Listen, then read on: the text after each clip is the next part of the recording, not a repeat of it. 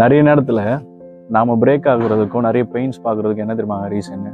நமக்கு கொடுக்க போகிற நல்ல நல்ல வேல்யூபிளான அட்வைஸை நம்ம தவிர்க்கிறோங்க. நமக்கு நல்லா தெரியும் எந்தெந்த வேலை நமக்கு செட் ஆகும், என்ன மாதிரியான பர்சன்ஸ் நமக்கு செட் ஆவாங்க, என்ன மாதிரியான சூழல் நமக்கு செட் ஆகும்னு தெரிஞ்சோம். இல்லை நான் அதை மாற்றிடுவேன், இல்லை நான் ஜபம் பண்ணி மாற்றிடுவேன் அப்படின்லாம் சொல்லி ஒரு மனநிலையோடு இருக்கிறாங்க.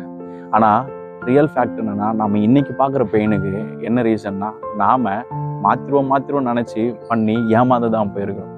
வேதவசனம் அழகாக சொல்லுது, நீதிமொழிகள் 1ஆம் அதிகாரம் 23வது வசனம், என் கடிந்து கொள்ளுதலுக்கு திரும்புங்கள், அப்பொழுது என் ஆவியை உங்களுக்கு அருளுவேன், என் வார்த்தைகளை உங்களுக்கு தெரிவிப்பேன் என்று சொல்லி. அப்போ நாம் இதுவரைக்கும் என்ன மிஸ்டேக்ஸ் பண்ணி நாம் விழுந்து போயிருக்கிறோமோ, பெயினில் இருக்கிறோமோ, அதை விட்டுட்டு இந்த நாளில் மீண்டும் கர்த்தருடைய கடிந்து கொள்ளுதலுக்கு நம்ம திரும்பும்போது அவர் மீண்டும் அவருடைய ஆவியை நமக்கு தருகிறவராக இருக்கிறார், அவருடைய வார்த்தைகள் நமக்கு தெரிவிக்கிறவராக இருக்கிறாருங்கிற வேதவசனம் நம்மை நடத்துகிறதா இருக்குது. பரிசுத்த ஆவியானவர் நம்மை நடத்துகிறவராக இருக்கிறார். தொடர்ந்து மீண்டும் கர்த்தருடைய கடிந்து கொள்ளுதலுக்கும் அவருடைய அட்வைஸுக்கும் நாம் திரும்புவோம்.